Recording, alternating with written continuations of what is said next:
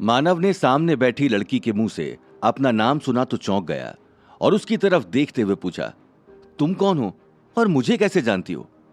लड़की मानव की तरफ मुड़े बिना ही बोली, बड़े स्वार्थी इंसान हो तुम। अभी मुझे गए कुछ दिन भी नहीं हुए थे और तुम अभी से मुझे भूल गए। मानव को आवाज थोड़ी सी जानी पहचानी लगी, लेकिन वो अभी भी लड़की को ठीक से पहचान नहीं पा रहा था। मानव ने तीर का निशाना अभी भी उस लड़की की तरफ ही कर रखा था और धीरे धीरे आगे बढ़ते हुए उसके करीब पहुंच गया। जैसे ही मानव लड़की के पास पहुंचा, लड़की एकदम से पलट गई। मानव ने जब सामने कियारा को देखा तो एकदम से चौंक गया और आश्चर्य से बोला, कियारा, तुम यहां कैसे? कियारा ने मानव के चेहरे पर आई चिंता को देखा तो बोली, परेशान मत हो, मैं भाग कर नहीं आई हूं, ना ही मेरे पीछे कोई दुश्मन लगा है। मानव तुरंत ही अपने आप को शांत करते हुए बोला, नहीं नहीं, ये बात नहीं है, मैं बस ये पूछना चाह रहा था कि तुम आखिर यहां तक आई कैसे? तुमको कैसे पता चला कि मैं यहां आऊंगा? कियारा ने मानव की नीली आंखों को देखा और बोली, लगता है अब तुम्हारी उम्र हो रही है, तुम अब चीजें भूलने भी लगे हो। मानव ने अपनी भौहें सिकोड़ी तो कियारा आगे बोली, तुम शायद भूल गए कि जब हम अश्वदल वालों से भाग रहे थे तो तुमने रास्ते में बताया था कि अगर तुमको कभी सुकून ढूंढने के लिए जाना होगा तो तुम कहां जाओगे। और जब मुझे पता चला कि तुम उदयपुर गांव आए थे और वहां से गायब हो गए तो मैं समझ गई कि तुम उदयपुर से वापस यहीं पर आओगे, इसलिए मैं यहीं पर आकर तुम्हारा इंतजार करने लगी। मानव को उस दिन की बात याद आई जब मानव ने कियारा से अपनी ये बात बताई थी। मानव आगे बोला, लेकिन ये जंगल तो बहुत बड़ा है, फिर तुमको ये कैसे पता कि मैं यहीं पर रुका होऊंगा? कियारा ने मानव की ओर देखा, फिर बोली, अगर कोई अंधा भी इस जगह से गुजर जाए तो उसे पता चल जाएगा कि तुम यहीं पर रुके होगे। एक तो तुम्हारा ये अजीब जानवर जिसे खाने के अलावा और कुछ सूझता ही नहीं है। मानव ने अपने साथी को देखा तो कियारा से बोला, वो अभी बच्चा है, वो सिर्फ देखने में बड़ा लगता है, लेकिन अभी उसका शरीर पूरे तरीके से विकसित नहीं हुआ है। कियारा ने मानव की ओर देखा, फिर बोली, हाँ हाँ, मैं ये बात अच्छे से जानती हूं और ये भी कि ये जानवर इस दुनिया का नहीं लग रहा है। दूसरी बात कि तुमने आसपास इतने पक्षियों को पाल रखा है और इस जगह को ऐसे डेवलप किया है कि किसी को भी पता चल जाए कि यहां पर कोई शाकाहारी इंसान ही रहता है। मानव ने कियारा की बात सुनी तो वो इस बार ज्यादा ही चिढ़ गया और बोला, शाकाहारी से तुम्हारा क्या मतलब है? कियारा हंसते हुए बोली, तुमने आसपास एक भी फल नहीं छोड़े हैं। और कियारा की बात सुनकर मानव भी जोर से हंस दिया। मानव वहीं गुफा के पास में ही कियारा के पास बैठ गया और बोला, तो क्या तुमने द्वारिका नगर छोड़ दिया या प्रद्योत ने तुमको वापस अपने गांव भेज दिया?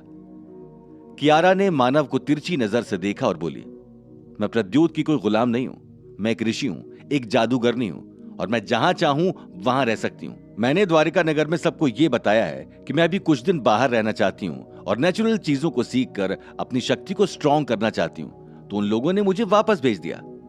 मानव कुछ देर कियारा की आंखों को देखता रहा, फिर बोला, नहीं कियारा, जैसा तुम सोच रही हो ये वैसा नहीं है। कियारा ने मानव की चिंता और सोच में डूबे हुए चेहरे की ओर देखा और बोली, ये तुम क्या कह रहे हो? अभी इतनी सीधी बात भी तुमको समझ में नहीं आ रही है? मानव अपने चारों तरफ देखते हुए बोला, नहीं, ये बात सीधी है ही नहीं। प्रद्योत कभी भी तुम्हें इतनी आसानी से राजधानी से बाहर नहीं जाने देगा। इस वक्त प्रद्योत के लिए अगर कोई सबसे बड़ा खतरा है तो वो मैं हूं और दूसरे नंबर पर उसके लिए सबसे बड़ा खतरा तुम हो। और प्रद्योत ये बात अच्छे से जानता है। वो जानता है कि तुम्हारी और मेरी अच्छी दोस्ती हो चुकी है क्योंकि मैंने तुमको अश्वदल से बचाया है। उसने जरूर तुम्हारे पीछे किसी ना किसी को भेजा होगा। कियारा मानव को आश्वस्त करते हुए बोली, चिंता मत करो मानव, मैं यहां पर 6 दिन से हूं, अगर कोई होता तो मुझे अब तक पता चल चुका होता। मानव ने कियारा की तरफ देखा और कहा, तुम जो कह रहे हो वो मानने को मेरा दिमाग राजी नहीं है, लेकिन मुझे तुम्हारी बातों पर विश्वास करना चाहिए।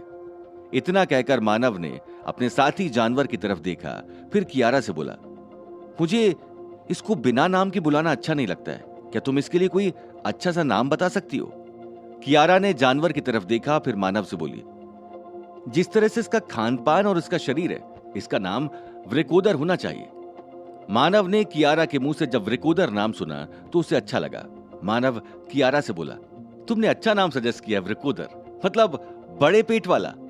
कियारा मुस्कुराते हुए बोली, और तुम्हारा वृकोदर जल्दी ही पूरे तरीके से डेवलप होने वाला है, इसका शरीर बदलने वाला है, ये बहुत जल्दी ही मैच्योर हो जाएगा।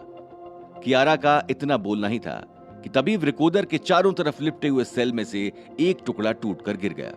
मानव ने चौंक कर वृकोदर की तरफ देखा तो कियारा मानव की पीठ पर हाथ रखते हुए बोली, लो, इधर नाम लिया उधर काम शुरू। बधाई हो, जल्दी तुम्हारा साथी विकसित हो जाएगा और अपने पूर्ण रूप में आ जाएगा। मानव ने कियारा से बात करते करते ही अपने साथी की तरफ देखा तो वृकोदर के शरीर पर बने कई सारे टुकड़े टूट टूट कर गिरने लगे और उसका शरीर धीरे धीरे बदलने लगा। मानव ने कियारा को वृकोदर की देखभाल करने के लिए धन्यवाद दिया और पेड़ से कियारा के लिए फल लाने चला गया। कियारा भी अब गुफा के पश्चिमी छोर से आकर गुफा के पूर्वी मुंह पर बैठ गई थी। गौरैया ने जब सचान को मानव के साथ जाते हुए देखा तो अपने घोंसले से निकल कर आई और कियारा के कंधे पर बैठ गई। जैसे ही मानव सचान के साथ में फल लाने के लिए गया, उसके कुछ ही देर बाद पूरा जंगल पक्षियों के कोलाहल से भर गया। मानव ने जब पक्षियों के चिल्लाने की आवाज सुनी तो उसे लग गया कि जरूर कहीं ना कहीं कुछ गड़बड़ है। पहले तो मानव को लगा कि कहीं ऐसा ना हो कि वृकोदर के डेवलप होने में कोई दिक्कत हो रही हो और ये पक्षी उससे डर रहे हैं। मानव तेजी से भागता हुआ वापस आया और गुफा के पास कियारा को चुपचाप अकेले खड़ा देखा तो उसकी तरफ देखते हुए पूछा, क्या हुआ? तुम ऐसे क्यों खड़ी हो? सब ठीक तो है ना? तुम्हारे चेहरे का रंग क्यों उड़ा हुआ है? कियारा ने डरी हुई नजरों से मानव की तरफ देखा और अटकते हुए बोली, मानवेंद्र, मुझे माफ कर देना। मुझे नहीं पता था कि ऐसा भी कुछ हो सकता है। तुम सही थे। मानव ने कियारा की बात सुनी, थोड़ा सहम गया और अटकते हुए बोला, लेकिन तुम किस बारे में बात कर रही हो? मानव अभी अपनी बात पूरी भी नहीं कर पाया था कि तभी पीछे से किसी के बोलने की आवाज आई। मानव ने पलटकर पीछे देखा तो भद्रपाल और उसके साथ में कोई और खड़ा था। मानव ने जैसे ही भद्रपाल को सामने देखा वो एकदम चौकन्ना हो गया और कियारा की तरफ देखते हुए बोला, कियारा, ये तुमने क्या किया? क्या तुम मुझे धोखा देना चाह रही थी? मानव की बात सुनते ही कियारा तुरंत फूट फूट कर रोने लगी और बोली, मैं सपने में भी ऐसा नहीं सोच सकती हूं। मैं तुमको धोखा देने से पहले मरना पसंद करूंगी। तभी भद्रपाल बोला, उसकी कोई गलती नहीं मानवेंद्र, वो तो बच्ची है। उसको क्या ही पता था कि यहां पर क्या होने वाला है। फिर कियारा की ओर देखते हुए बोला, तुम्हारे अंदर खून भले ही राजवंश का हो और जादू भी हो, लेकिन तुम्हें अभी अच्छे से जादू सीखने में और वक्त लगेगा। कियारा ने भद्रपाल की तरफ गुस्से से देखा और जैसे ही वो भद्रपाल के ऊपर अटैक करने वाली थी कि भद्रपाल के साथ में खड़े आदमी ने कियारा के ऊपर एक रोशनी फेंक दी।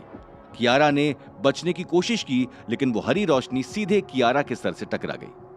मानव ने जैसे ही कियारा के ऊपर हमला होते देखा, वो भागकर उसके पास पहुंच गया। मानव की पूरी कोशिश थी कि वो कैसे भी करके कियारा को बचा ले जाए, लेकिन भद्रपाल के साथ खड़े आदमी की शक्तियां इतनी तेज थीं कि मानव की रफ्तार ढीली रह गई और कियारा वहीं पर बेहोश हो गई। मानव ने कियारा को गिरने से पहले ही हवा में पकड़ लिया और पास में ही जमीन पर लिटा दिया। भद्रपाल मानव की तरफ देखकर बोला, तुम ये मत समझना कि हमने कियारा को मार दिया है। हम उसको मारेंगे नहीं, क्योंकि वो हमारे दल के लिए बहुत इंपॉर्टेंट है। वो तो बस एक बकरी थी जिसे हमने शेर को पकड़ने के लिए खुला छोड़ दिया था। मानव ने भद्रपाल के साथ में खड़े आदमी की तरफ देखा तो गुस्से से उसकी तरफ देखकर बोला, मुझे नहीं पता कि तुम कौन हो, लेकिन तुमने जो किया है उसकी सजा तुमको मिलकर रहेगी। इतना कहकर मानव ने तेजी से उस आदमी की तरफ छलांग लगा दी, लेकिन भद्रपाल ने रास्ते में ही मानव को रोक दिया।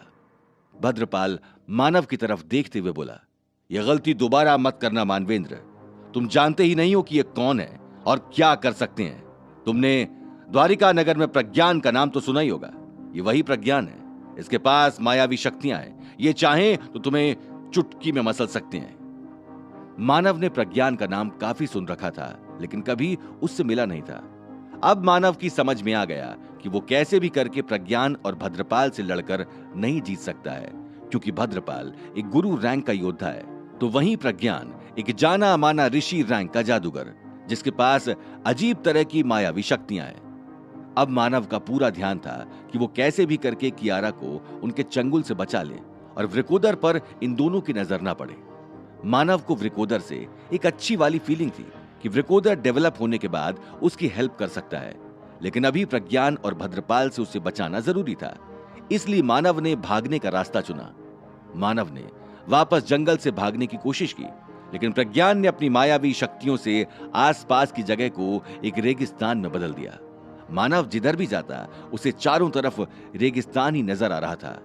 मानव ने प्रज्ञान की ओर देखा और बोला, तुमको लगता है कि तुम ऐसा करके मुझे उलझा सकते हो, लेकिन ये तुम्हारी गलतफहमी है। इतना कहकर मानव ने तुरंत अपनी आंखें बंद कर लीं। मानव पिछले कुछ दिनों से इसी जगह पर था। उसकी याददाश्त बहुत ही तेज थी। उसे रास्ते का चप्पा चप्पा पता था। मानव ने आंखें बंद की और तेजी से अपने रास्ते की ओर भागने लगा। प्रज्ञान ने जब देखा कि ये माया मानव के ऊपर काम नहीं कर रही है तो उसने दूसरा रास्ता अपनाया और मानव को रोकने के लिए उसके सभी पक्षियों पर अटैक करने लगा। मानव ने जैसे ही पक्षियों के जमीन पर गिरने की आवाज सुनी तो रुक गया। उसका चेहरा गुस्से से लाल था और वो वहीं पर रहकर प्रज्ञान को घूर कर देख रहा था। अब मानव के पास एक ही रास्ता था, या तो वो अपने साथियों को मरता हुआ छोड़कर वहां से भाग जाए या फिर भद्रपाल और प्रज्ञान के हाथों खुद मर जाए। मानव ने धीरे से अपनी आंखें बंद की और अपने कवच और पंख को एक्टिवेट कर लिया। भद्रपाल ने जब मानव के हाथ में मार्तंड तलवार और दूसरे हाथ में प्रचंड का कड़ा देखा तो वो एकदम से चौंक गया और प्रज्ञान की तरफ देखते हुए बोला, इसे हराना इतना भी आसान नहीं होने वाला है। इसके पास गरुड़ दल और नाग दल दोनों की शक्तियां हैं। प्रज्ञान ने भद्रपाल की तरफ देखा और बोला, तभी तो खेल में मजा आएगा। अगले ही पल मानव ने अपनी आंखें बंद कर लीं और ऐसा लगा जैसे वो किसी ध्यान में खो गया है। प्रज्ञान ने मानव के ऊपर हमला किया, लेकिन मानव आंखें बंद करके ही खड़ा रहा। तभी गुफा के पास से किसी चीज के गिरने की तेज आवाज आई। आवाज इतनी तेज थी कि प्रज्ञान और भद्रपाल एकदम से चौंक गए। किसी को कुछ समझ नहीं आ रहा था कि मानव ये क्या कर रहा है। भद्रपाल ने प्रज्ञान की ओर देखा और चिल्लाते हुए बोला, तुम कैसे मायावी आदमी हो, अगर तुम एक बच्चे को भी हरा नहीं पा रहे हो। किस चीज की है यह आवाज जो कर रही है भद्रपाल और प्रज्ञान को परेशान? क्या मानव दोनों योद्धाओं से जीत पाएगा? क्या कर पाएगी कियारा मानव की कोई मदद? क्या रंग दिखाएगा वृकोदर जब वो हो जाएगा विकसित? जानने के लिए सुनते रहिए पक्षीराज ओनली ऑन पॉकेट FM।